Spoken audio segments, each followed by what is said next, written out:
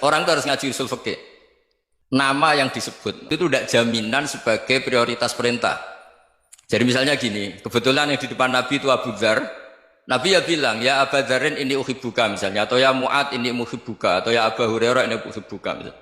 Banyaklah riwayat yang Nabi nyebut ya Abu Dzarin, ya Mu'ad, ya Abu Hurairah. Kemudian misalnya Nabi meneruskan khitab, ini uhibbuka, saya mencintai kamu, fala tada'anna dubura kulli sholatin, Allahumma inni ala dzikrika wa syukrika wa husni ibadatik. Ya Syekhina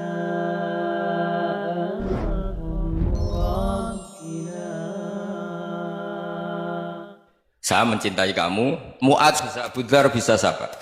Saya mencintai kamu, mohon kalau habis sholat kamu jangan lupa wiridan Allahumma a'inni ala dzikrika wa syukrika wa husni ibadatik. Ya Allah, tolong kami permudah supaya mudah ingat engkau. Anda tidak bisa mentang-mentang, wong nama saya Parmin, nama saya Purnomo, itu yang diperintahkan Mu'ad misalnya. Jadi yang disebut satu, tapi khitab itu untuk siapa saja. Saya teruskan. Jadi saya mohon semua kita melakukan kebaikan itu, kalau dalam kaidah fikih disebut al-yakin la yuzalu bisyak. Banyak kebaikan yang kebenarannya itu 100%. Tidak punya efek samping ke pihak lain, ke kelompok lain, ke komunitas lain.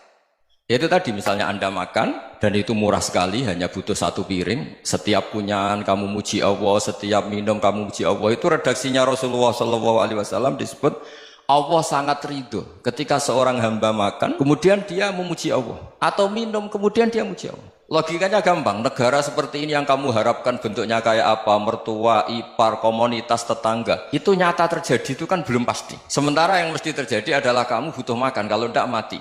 Butuh minum, kalau tidak mati. Butuh bumi yang nyaman ditempati, kalau tidak kita juga mati. Sebab itu Allah kalau menyebut nikmatnya itu hal-hal yang keseharian. Alladzi at'amahum min ju'. Allah itu siapa? Allah itu yang menciptakan kamu bisa makan. Tidak berlebihan. Allah itu yang menciptakan kondisi sosial itu ideal. Zaman Nabi itu ya ada orang munafik. Orang-orang pilihan Allah itu juga diuji orang sekelilingnya yang macam-macam. Semua diuji sesuai konteks zaman dan waktu. Nah, tapi ada ibadah-ibadah yang selalu disarankan Nabi. Sampai Nabi itu pernah ditanya, ayul islami khairun ya Rasulullah, Islam terbaik itu gimana? Jawaban Nabi itu unik. It'amut to'am. Islam terbaik itu ya makan-makan, santai-santai. Ketika Allah menyebut beberapa kebaikan, falak tahamal aqobah, wa ma adrokan apa? Mal aqobah. Terusannya apa? Fakku rokobah. Terusannya apa? Au it'amun fiyaumin di masubaya. Atau acara makan-makan itu juga Islam. Kenapa? Ya bayangkan kalau tidak ada makanan, kita mati kan? Kondisi sosial tidak ideal itu Anda masih gak apa-apa. Tapi kalau Anda tidak makan, Anda tidak minum, kamu punya istri cerewet masih bisa hidup, punya mertua cerewet masih bisa hidup. Tapi kalau tidak makan bisa mati. Berarti penting mana istri sama makan? Makan. Semoga istri Anda dengar. Nanti kamu disuruh makan tapi pulang deh. Itu kalau dibahasakan makan masih memahami. Penting mana nasi satu piring dengan istri. Nggak ada nasi mati, nggak ada istri belum mati. Penting mana? Gak berani jawab kan? Jadi teman-teman tuh ngaji yang keseharian saja. Karena kita nyari ridha Allah itu berdasar firman Allah. Dan firman Allah itu menyebut keseharian tuh riang, gampang. Itu tadi misalnya wa min ayatihi manamukum billaili wan nahar. Termasuk ayat-ayat Allah itu kamu tidur. Maka dulu itu ada guyonan, ada tokoh Mu'tazilah, kelompok dalam Islam yang berpikir manusia itu bisa menentukan ikhtiarnya sendiri. Karena saya bisa duduk, duduk, ingin berdiri, berdiri. Karena kelompok ini nggak terima kalau semua kehendak Allah, nanti bagaimana kalau semua kehendak Allah kok ada hisab ya, ada sanksi. Lucunya itu dia akhirnya mencintai seorang perempuan cantik sekali. Dan itu dia menjadi ahli sunnah itu oleh hal-hal yang sepele. Namanya suami istri itu hubungan intim. Terus ditanya, Mas masih ingin lagi? Masih. Silahkan diulang lagi. Wah ya tidak bisa. Katanya manusia bisa menentukan yang diinginkan. Itu tobat itu. Segampang itu. Akhirnya kita tahu, makanya kalau dalam kitab hikam itu disebut al-akil mayyakul madha yaf'alu wahubi wal ghafil mayyakul madha af'al. Orang yang punya akal karena sadar ini wilayah Allah, semua milik Tuhan, itu dia tiap hari berpikir besok Allah akan melakukan apa terhadap dunia ini. Kamu merencanakan sesuatu mau plesir ternyata gempa, mau wisata ke Rusia ternyata perang, kamu tidak pernah tahu apa yang akan terjadi besok. Wa ma tadri nafsum madza taksibu ghadan. Tapi anda semua kita ini sering punya jadwal permanen. Makanya saya kalau diundang siapa saja, bisa takdir. Yang jelas Gus ini acara penting. Ya masih acara penting nak pangeran ngersakno piye? Kowe ape dadi pangeran? Kamu kok mau jadi Tuhan? Itu kadang ya kiai. Penting Gus acara ini jenengan harus memastikan bisa. Kamu itu yang ngajarin tauhid, sesuatu itu biadillah, kok bilang-bilang apa pasti. Ya kalau gitu Gus bilang insya Allah. Wah itu hati saya, fisik saya, roh saya sudah bilang insya Allah. Tidak usah kamu latih kata saya. Nah hal-hal tauhid keseharian itu gampang sebetulnya. Wal ghafil yaqulu madza af'al. Tapi orang yang lupa Allah dia setiap hari bilang besok apa? Kita bisa melakukan apa? Seakan-akan dia itu aktor, dia penting, dia subjek permanen, dia. Padahal kita ini hanya objek kehendak Allah Subhanahu wa taala. Karena kita yakin sesuatu yang terjadi di alam raya ini kita tidak bisa apa-apa. Makanya saya sering ngaji, sering bilang saya, ketika Anda mensifati Allah, Dia yang menghidupkan. Sudah itu tanamkan sehingga ketika kita mati santai saja. Kenapa santai? Allah punya cara menghidupkan kita. Zaman kita hidup juga gak tahu caranya ngelola jantung, ngelola paru-paru. Kamu juga gak tahu ngelola oksigen yang tidak beracun, tidak ngandung polusi. Tahu-tahu hidup. Gak ingin tua ya tahu-tahu tua. Gak ingin mati tahu-tahu mati. Selama ini kita hidup juga gak tahu apa sebetulnya. Hanya gaya tok, punya jadwal, punya planning. Kalau kamu bisa menentukan pilihan Anda, pasti Anda istrinya cantik, 4 neriman semua, kona'ah semua. Nyatanya enggak kan? Ada 1 jelek, cerewet. Nyatanya enggak bisa apa-apa Anda kan? Dan kamu bawa mati lagi. Istri Anda juga gitu, punya keinginan, punya suami yang ganteng, yang jabat, yang neriman, yang enggak poligami. Ya enggak kesampaian juga. Kalau kita ngitung tingkat kegagalan kita itu gagal terus. Nah, terus ingat Allah. Madza yaf'alu wa bi. Orang yang punya akal selalu berpikir Allah itu menghendaki apa terhadap saya. Loh, sama-sama orang melihat orang yang serius. Itu kata Anda itu pemikir berat, serius. Senang punya tokoh yang merengut karena kamu anggap serius. Tapi sebagian orang menganggap orang yang serius itu wong merengut, wong masam, muka kok ditekuk. Itu hati ya muqallibal qulub tsabbit qalbi ala dinik. Karena kita enggak tahu cara berpikir kita tentang orang lain, tentang sekeliling kita. Misalnya kita orang baik yang jenis ngrumat fakir miskin. Ada orang bangun masjid mewah itu janggal. Apa artinya masjid mewah kalau banyak orang kelaparan?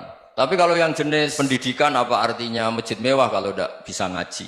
Nanti yang jenis infrastruktur apa artinya ini kalau semuanya punya sudut pandang yang berbeda-beda. Dan Islam mengapresiasi semua kebaikan. Tapi katakan semua kebaikan itu adalah kehendak Allah Subhanahu wa taala. Karena apapun baik Anda itu pakai fasilitas yang diberikan oleh Allah Subhanahu wa taala. Sehingga ini yang disebut kulillah sumadarhum fi khawdihim yal'abun.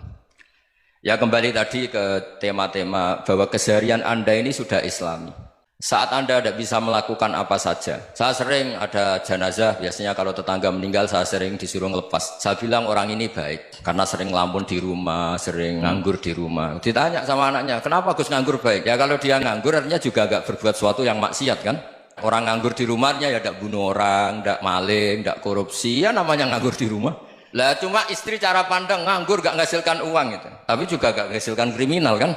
Makanya kalau sampai ngaji usul fikih itu ada kitab usul fikih namanya Lubul Usul, itu terkenal sekali di pesantren itu. Itu kalau ngapresiasi keseharian itu luar biasa. Izma min mubahin illa wa yatahaqqaqu bihi tarku haramimma. Karena keseharian yang mubah saat Anda lakukan itu ada kehebatan yang luar biasa, yaitu meninggalkan haram.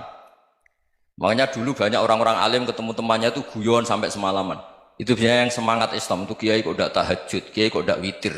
Orang yang sedang mapan uangnya banyak, malam itu tidak kelayaban itu sudah luar biasa. Melawan nafsu supaya tidak maksiat itu sudah luar biasa. Supaya lupa guyon sama temannya semalam. Gejlok-gejlokan mengenang zaman miskin, zaman kuliah nggak jelas, zaman apa. Melihatnya jangan takut tahajud. Seperti ini meninggalkan tahajud, tapi meninggalnya ini talqul muharramat. Jadi kayak apa hebatnya? Sehingga Imam Ghazali punya riwayat yang agak unik. Hatta takuna ibadatu akhiri hadil ummah iku an-naum. Sehingga suatu saat ibadah terbaik umat ini itu tidur. Itu kan riwayat kontroversi. Ketika Imam Ghazali saja, kenapa iya? Kenapa kamu mulai keluar dari rumah itu sudah banyak maksiat? Melihat perempuan yang enggak mahram, melihat fenomena. Tapi kalau kamu tidur itu enggak melihat apa-apa. Tapi juga kamu jangan menganggap tidur itu ibadah betul. Saatnya melakukan fardu ain malah masih tidur. Tapi itu sudut pandang yang menjadikan kita Islam itu gampang. Jadi saat Anda tidak bisa aktivitas apa-apa, misalnya ada beberapa orang yang lumpuh. Lumpuh itu memang nggak bisa Jumatan, nggak bisa ibadah, tapi dia juga nggak bisa maksiat. Tidur itu memang Anda saat itu nggak bisa tahajud, nggak bisa witir, tapi saat itu ada zina, ada maling, nggak gosipkan orang, nggak bully orang, nggak menanamkan kebencian, nggak hasud. Sehingga tidur menurut Allah Taala wa min ayatihi manamukum billaili apa wan-nahar. Karena di tidur itu selain ada unsur istirahat, jaga kestamina, juga ada unsur meninggalkan beberapa keburukan. Nah saya mohon ibadah yang keseharian ini kita jaga supaya kita semua baca ayat itu fasih. Fasih itu tertanam di hati. Allah itu siapa? Alladzi at'amahum min ju'i wa amanahum min khauf. Dan Allah kalau cerita di Quran itu anna sababnal ma'a sabba tsumma syaqqaqnal ardha wa syaqqa fa ambatna fiha habba wa inaba wa qadba wa zaituna wa nakhla wa hada'iqa hulba. Kamu tahu saya ini siapa kata Allah? Saya ini adalah Tuhan yang menurunkan air. Kemudian ada tanaman banyak. Habba wa inaba wa qadba, ada zaitun, ada tin, kalau orang Jawa mungkin ada tela, ada padi, ada mangga, ada pisang. Sudah. Wa inaba wa zaituna wa nakhla wa hada'iqa hulba. Ada perkebunan yang lebat. Tujuannya apa? Mata Allahkum, silahkan kamu pakai, kamu nikmati. Tapi karena kadang kita ini punya ide-ide besar. Untuk syukur saja nunggu punya istri riman, rumah baik, tetangga baik, komunitas baik, semuanya baik baru syukur. Lama-lama nanti ada di surga, syukurnya nunggu surga paling kelas A. Itu sudah ada yang menghuni Rasulullah, kamu nggak boleh di situ. Masa untuk syukur saja repotnya, masya Allah. Jadi mohonlah Quran yang kalau anda hafalkan juz sama itu kan ada ayat-ayat yang kayak tadi, ya. Fal yang dzuril insanu ila to'ami. Coba lihat apa yang kamu makan ya, dari mana, dan untuk mempertahankan hidup kamu keseharian. Jadi jangan kira ibadah itu harus membentuk komunitas yang versi anda. Ibadah itu harus yang hal yang mulu-mulu. Kesehariannya anda alami. Loh, ini saya tidak bikin-bikin, saya ngaji bukan karena berdasar pesanan. Itu ayat yang saya baca kan betul ada ayatnya kan. Fal yang dzuril insanu ila to'ami anna sababnal ma'a sabba tsumma syaqqaqnal arda syaqqa fa ambasna fiha habba wa inaba wa qadba wa zaituna wa nakhla wa hada'iqa ghulba. Terusannya apa? Mata'al lakum, silakan kamu nikmati. Mata itu silakan kamu nikmati. Ya kayak sampean dikasih hidangan ya makan, habis makan ya minum, habis itu ngantuk ya tidur, ya sudah normal-normal saja. Kayak apa indahnya Islam. Tapi Anda mencari Islam yang gimana lagi? Nah itu yang diajarkan guru-guru kita, diajarkan sanad kita sampai Wali Songo, sampai Rasulullah SAW. Bahwa pada akhirnya ada jihad, ada perang. Itu dulu memang perang, bukan membunuh. Beda. Dulu kita dijajah Belanda ya perang, dan itu normal karena kita dijajah. Jadi ketika orang lain ingin baik sama kita, wa in ahadum minal musyrikin astajaroka ya fa'jirhu hatta yasma'a kalam Allah. Kalau mereka ingin baik ya kita baik. Makanya ada istilah musta'man, mu'ahad. Kalau mereka ingin damai, berdampingan dengan kemajmukan ya itu yang lebih baik. Karena memang Islam menghormati proses perdamaian. Wa in janahu nawal lisalmi ya fajnah lah. Kalau ingin damai ya kita harus damai. Ya Syekhina